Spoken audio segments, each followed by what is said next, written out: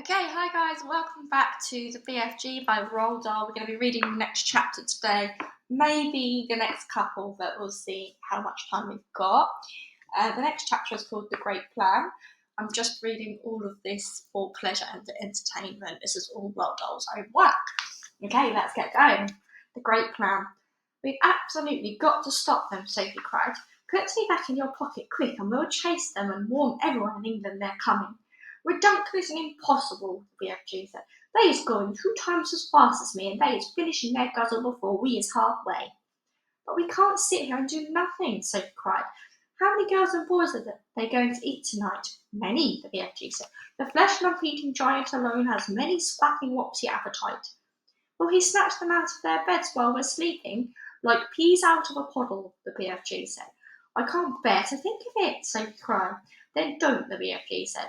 For years and years I is sitting here on this very rock every night after night, when they is galloping away and I is feeling so sad for all the human beings they is going to cobble up. But I has to get used to it. There is nothing I can do. If I wasn't a titular runt only 24 feet high, then I would be stopping them. That is absolutely out of the window. Do you always know where they're going, Sophie asked. Always, the BFG said. Every night they is yelling at me as they boostling past. The other day they was yelling, "We's off to Mississippi and Missouri to guzzle them both." Disgusting, Sophie said. I hate them. She and the big friendly giant sat quietly side by side on the blue rock in the gathering dusk. Sophie had never felt so helpless in her life. After a while she stood up and cried out, I can't stand it. Just think of those poor girls and boys who are going to be eaten alive in a few hours' time. We can't just sit here and do nothing. We've got to go after those brutes. No, the BFG said. We must, Sophie cried. Why won't you go? The BFG sighed and shook his head firmly. I has told you 5 or 6 times, he said, and the third will be the last. I has never shown myself to human beings. Why ever not? If I do, they will be putting me in a zoo with all the giraffes and caterpillars. Nonsense, Sophie said, and they will be sending you straight back to the orphanage, the BFG went on. Grown-up human beings is not famous for their kindness. They is all squiffle rotters and squig spludgers. That simply isn't true, Sophie cried angrily. Some of them are very kind indeed. Who? The BFG said. Name one. The Queen of England, Sophie said. You can't call her a squiffle rotter or a grig sludger. Well, the BFG said. Well, you can't call her a squid people or a not munch either, Sophie said, getting angrier and angrier. The flesh-lump Peter is longing clearly to guzzle her up, the BFG said, smiling a little now. Who? The Queen? Sophie cried. Yes, the BFG answered.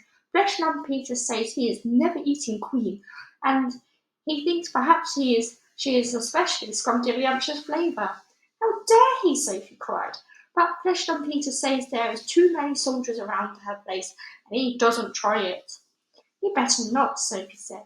He is also saying he would like very much to guzzle one of those soldiers in a pretty red suit, but he is worried about the big black furry hats they is wearing. He thinks they might be sticking in his throat. I hope he chokes, Sophie said. Flesh-lump Peter is a very careful giant, the BFG said. Sophie was silent for a few moments. Then suddenly, in a voice filled with excitement, she cried out, I've got it! By golly, I think I've got it. Got what? The BFG said. The answer, cried Sophie. We'll go to the Queen. It's a terrific idea. If I went and told the Queen about those disgusting man-eating giants, I'm sure she'd do something about it. The BFG looked down at her sadly and shook his head. She is never believing you, he said. Never in a month of Mondays. I think she would. Never, the BFG said. It is sounding such a wonky tall story the Queen would be laughing and saying, What awful rug squash. She would not. Of course she would, the BFG said. I have told you before that human beings are simply not believing in giants. Then it's up to us to find a way of making her believe in them, said Sophie. And now you is getting in to see the Queen anyway, the BFG asked. Now hold on a sec, Sophie said. Just you hold on a sec, because I've got another idea. Your ideas is full of frog-swaddle, the BFG said. Not this one, Sophie said. You say that if we tell the Queen, she would never believe us. I is certain she wouldn't, the BFG said. But we aren't going to tell her, Sophie said excitedly. We don't have to tell her. We'll make her dream it. That is an even more froth-bunking suggestion, the BFG said. Dream is lots of fun, but nobody is believing in dreams either. You was only believing in a dream while you was actually dreaming it. But as soon as you were waking up, you saying, oh, thank goodness, it's only a dream. Don't you worry about that part of it, Sophie said. I can fix that. Never can you fix it, the BFG said. I can, I swear I can. But first of all, let me ask you a very important question. Here it is. Can you make a person dream absolutely anything in the world? Anything you like, the BFG said proudly. If I said I wanted a dream that I was flying in a bathtub with silver wings, could you make me dream it? I could, the BFG said. But how, Sophie said. You obviously don't have exactly that dream in your collection. I do not, the BFG said. But I could soon be mixing it up. How could you mix it up? It is a little bit like making a cake, the BFG said. If you was putting the right amounts of all the different things into it, you was making the cake come out any way you want. Sugary, spongy, currant-y, Christmassy, or proper switchy. It is the same with dreams. Go on, Sophie said. I have zillions of dreams on my shelf, right to the left. Right, Sophie said. I have dreams about bathtub, lots of them. I have dreams about silver wings, I have dreams about flying. So all I have to do is mix those dreams together in the proper way, and I was very quickly making a dream where you was flying in a bathtub with silver wings. I see what you mean, Sophie said, but I didn't know you could mix one dream with another. Dreams like being mixed, the BFG answered. They is getting very lonesome all by themselves in the glassy bottles. Right, Sophie said. Now then, you have the dreams about the Queen of England.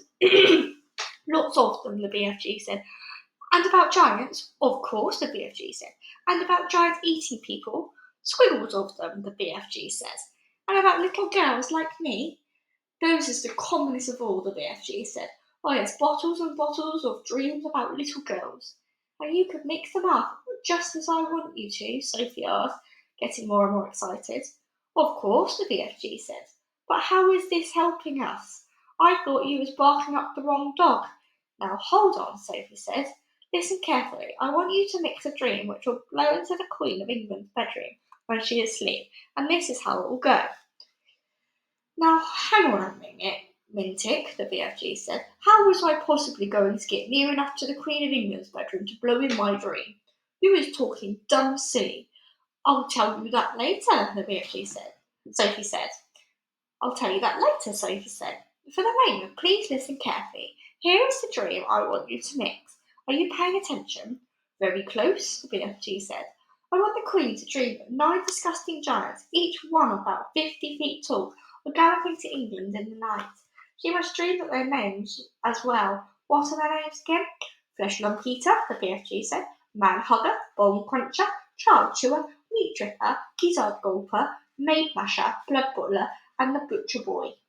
Let her dream all those names, Sophie said, and let her dream that they will be creeping into England in the depths of the witching hour and snatching little boys and girls from their beds.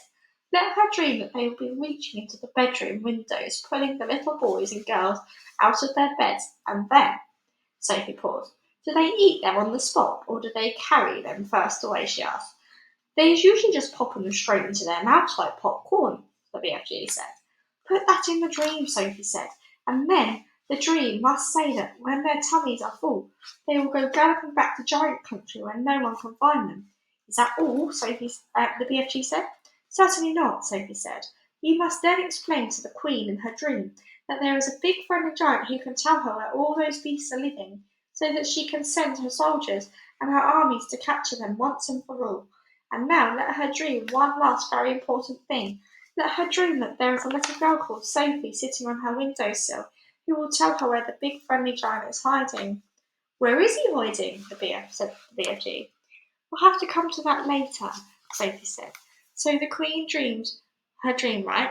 Right, the BFG said. Then she wakes up and the first thing she thinks of is what a horrid dream. I'm so glad it was only a dream. Then she looks up from her pillow and what does she see? What does she see? The BFG asked. She sees a little girl called Sophie sitting on her windowsill right there in real life before her very eyes. How is you going to be sitting on the Queen's windowsill, may I beg? The BFG said. You were going to put me there, Sophie said. And that's the lovely part about it. If someone dreams that there is a little girl sitting on her windowsill, then she wakes up and sees that the little girl really is sitting there, that her dream has come true, is it not? Why, is beginning to see where you is driving to, the BFG said. If the Queen is knowing that part of her dream is true, then perhaps she is believing the rest of it is true as well. That's about it, Sophie said, but I shall have to convince her of that myself. You said you was wanting the dream to stay there is big friendly giant who is going to talk to the Queen. Absolutely, Sophie said. You must. You're the only one who can tell her where to find the other giants. How was I meeting the Queen? Asked the BFG. Why is not wanting to be shooted at by her soldiers? The soldiers are only in front of the palace, Sophie said. At the back there is a huge garden, and there are no soldiers in there at all. There is a very high wall with spikes on it around the garden to stop people climbing in, but you could simply walk over that. How was you knowing all about the Queen's palace? The BFG asked. Last year I was in a very different orphanage, Sophie said. It was in London, and we used to go for walks around there. Is you helping me to find this palace? The BFG asked. Why, I never dared to go hiding and sneaking around London in my life. I'll show you the way, Sophie said confidently. I was frightened of London, the BFG said. Don't be, Sophie said. It's full of tiny dark streets and there are very few people around and about in the witching hour. The BFG picked Sophie up between one finger and a thumb and placed her gently on the palm of her other hand. Is the Queen's palace very big? He asked. Huge, Sophie said. Then how is we finding the right bedroom? That's up to you, Sophie said. You're supposed to be an expert at that sort of thing. And you is absolutely sure the Queen will not put me in a zoo with all the other caterpillars? Of course you won't, Sophie said. You'll be a hero, and you will never eat snozzcumbers again. Sophie saw the BFG's eyes widen. He licked his lips. You mean it? He said. You really mean it? No more disgusting snozzcumbers. You could get one if you wanted to, Sophie said. Humans don't grow them. Sorry, you couldn't get one if you wanted to, Sophie said. Humans don't grow them. That did it. The BFG got to his feet. When is you wanting me to mix this special drink? He asked. Now, Sophie said, at once. When is we going to see the Queen? He said. Tonight, Sophie said, as soon as you've mixed the drink. Tonight? The BFG cried. Why such a flash-flanking hurry? If we can't save tonight's children, we can save tomorrow's children. If we can't save tonight's children, we can anyway save tomorrow's, Sophie said. What is more, I am getting famished. I haven't had a thing to eat for 24 hours. Then we better get cracking, the BFG said, moving back towards the cave. Sophie kissed him on the tip of his thumb. I knew you'd do it, she said. Come on, let's hurry. The next chapter is called Mixing the Dream.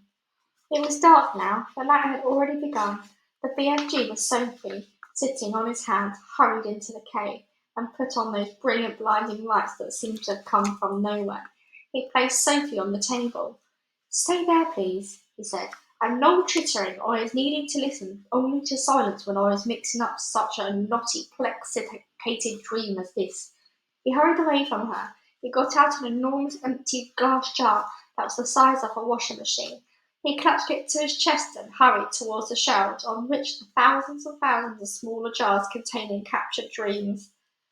Dreams about giants, he muttered to himself as he searched labels for dreams discussing other human beings. No, not that one, nor that one. Here's one, and here's another. He grabbed the jars and unscrewed the tops. He tipped the dreams into an enormous jar he was clutching, and as each one went in, Sophie caught a glimpse of the small sea green blob tumbling from one jar into another. The BFG hurried towards another shelf. Now, he muttered, I was wanting dreams about giggle houses for girls and about boggle boxes for boys.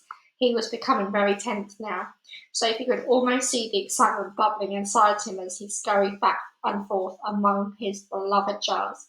There must have been 50,000 dreams altogether up there on the shelf, but he seemed to know almost exactly where every one of them was. Dreams about a little girl, he muttered, and dreams about me, about the BFG. Come on, hurry up, get on with it. Now where in the world is I keeping those? And so it went on. In about half an hour, the BFG had found all the dreams he wanted and had tipped them into one huge jar. He put the jar on a table. Sophie sat watching him, but said nothing. Inside the big jar, lying on the bottom of it, she could clearly see about 50 of those oval sea green jellyfish shapes, all pulsing gently in and out, some lying on the top of others, but one still quite separate individual dream. Now he is mixing them, the BFG announced. He went to the cupboard where he kept his bottles of Frobscottle, and from it he took out a gigantic egg beater. It was one of those that has a handle which you turn, and down below there are lots of overlapping blades that go whizzing round. He inserted the bottom end of his contraption into a big jar where the dreams were lying. Watch, he said. He started turning the handle very fast. Flashes of green and blue exploded inside the jar. The dreams were being whisked into a sea green froth. The poor things, Sophie cried. They is not feeding it, the BFG said as he turned the handle. Dreams is not like human beings or animals. They has no brains. They is made of sosimus. After about a minute, the BFG stopped whisking. The whole bottle was now full to the brim with large bubbles. They were almost exactly like bubbles we ourselves blow from soapy water, except that these had even brighter and more beautiful colours swimming on their surfaces. Keep watching, the BFG said. Quite slowly, the topmost bubble rose up through the neck of the jar and floated away. A second one followed, then a third and a fourth. Soon the cave was filled with hundreds of beautifully coloured bubbles, all drifting gently through the air. It was truly a wonderful sight, and Sophie watched them. They all started floating towards the cave entrance, which was still open. They're going out, Sophie whispered. Of course, the BFG said. Where to? Those is all the tiny dream bits that I isn't using, the BFG said. They is going back into misty country to join up with proper dreams. It is all a bit beyond me, Sophie said. Dreams is full of mystery and magic, the BFG said. Do not try to understand them. Look in the big bottle and you will now see the dream you was wanting for the Queen. Sophie turned and stared into the great jar. On the bottom of it, something was thrashing around wildly, bouncing up and down and flinging itself against the walls of the jar. Good heavens, she cried. Is that it? That's it, the BFG said proudly. But it's horrible, Sophie cried. It's jumping about. It wants to get out. That's because it's a trouble humper, the BFG said. It's a nightmare. Oh, but I don't want to give the Queen a nightmare, Sophie cried. If she is dreaming about giants guzzling up little boys and girls, then what is you expecting it to be except a nightmare, the BFG said. I know, Sophie cried. Oh, yes, the BFG said. A dream where you were seeing little chidlers being eaten is about the most frightsome trouble-humping dream you can get. It's a Kipsy bog thumper. It's Wopsy grub switcher. It's all of them wriggled into one. As bad as that dream I blew into the flesh lumpies this afternoon. It is worse, Sophie said down at the fearful nightmare dream that was still thrashing away in the huge glass jar. It was much larger than the others. It was about the size and shape of, shall we say, a turkey's egg. It was a jellyfish. It had tinges of bright scarlet deep inside it. There was something terrible about the way it was throwing itself against the sides of the jar. I don't want to give the Queen a nightmare, Sophie said. Why is thinking, the BFG said, that your Queen will be happy to have a nightmare if having a nightmare is going to save a lot of human beings from being gobbled up by fearsome giants. Is I right or is I left? I suppose you're right, Sophie said. It's got to be done. She will soon be getting over it, the BFG said. Have you put all the other important things into it? Sophie asked. When I was blowing that dream into the Queen's bedroom, the BFG said, she'll be dreaming every single little thing-a-ling-a-ling you is asking me to make her dream. About me sitting on the windowsill, that part is very strong. And about the big friendly giant, I was putting in a nice long gobbet about him, the BFG said. As he spoke, he picked up one of his smaller jars and very quickly tipped the struggling, thrashing trouble humper out of the jar into the small one. Then he screwed the lid tightly onto the small jar. That's it, he announced. Now he is now ready. He fetched his suitcase and put the small jar into it. Why bother to take a great big suitcase when you've got only one jar? Sophie said. You could put the jar in your pocket. The BFG looked down at her and smiled. "By gobbles," he said, taking the jar out of the suitcase, "your head is not quite so full of grime sludge after all. I could see you was not born last week." "Thank you, kind sir," Sophie said, making a little curtsy from the tabletop. "Is you ready to leave?" the BFG asked. "I'm ready," Sophie cried. Her heart was beginning to thump at the thought of what they were about to do. It was really a wild and crazy thing. Perhaps they would both be thrown into prison. The BFG was putting on his great black cloak. He tucked the jar into the pocket of it in his cloak. He picked up his long trumpet-like dream blower. Then he turned and looked at Sophie, who was still on the tabletop. "The dream bottle is in my pocket," he said. "Is you going to sit in there with it during the travel?" "Never," cried Sophie. "I refuse to sit next to that beastly thing." "Then where is you going to sit?" the BFG asked her. Sophie looked him over a few moments. Then he said, "If you would be kind enough to swivel one of your lovely big ears so that it is lying flat like a dish, that would make a very cosy place for me to sit." "By Gumball, that's a squapping good idea," the BFG said.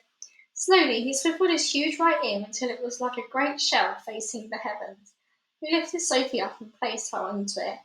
The ear itself, which was about the size of a large tea tray, was full of the same channels and crinkles as a human ear. It was extremely comfortable. "I hope I don't fall down your ear hole," Sophie said, edging away from the large hole just beside her. "Be very careful not to do that," the BFG said. "You would be giving me a cronking earache." The nice thing about being there was that she could whisper directly into his ear. "You was tickling me a bit," the BFG said. "Please do not jiggle about." "I'll try not to," Sophie said. "Are we ready?"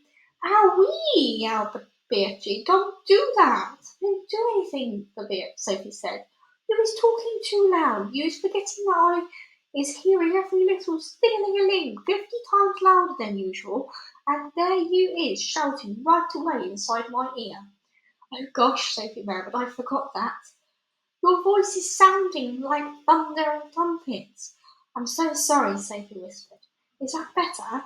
"No!" cried the BFG. "It sounds as though you were shooting off a blunderbuss." "Then how can I talk to you?" Sophie whispered. "Don't!" cried the BFG. "Please don't! Each word is like you was dropping buzz bombs in my ear hole." Sophie tried speaking right under her breath. "Is this better?" she said. She spoke so softly she couldn't even hear her own voice. "That's better," the BFG said. "Now I is hearing you very nicely. What is it you's trying to say to me now?" "I was just saying, are we ready?" "We is off!" cried the BFG, heading for the cave entrance. "We is off to meet Her Magister the Queen." Outside the cave he rolled the large brown stone back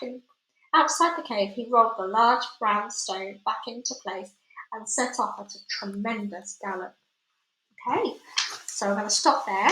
The next chapter will be called The Journey to London, but I'm going to stop there because I'm running out of time. Thank you again for listening to me reading. I hope you are enjoying the book. It's one of my favourites, as we know. And again, until the next time, thank you again and goodbye.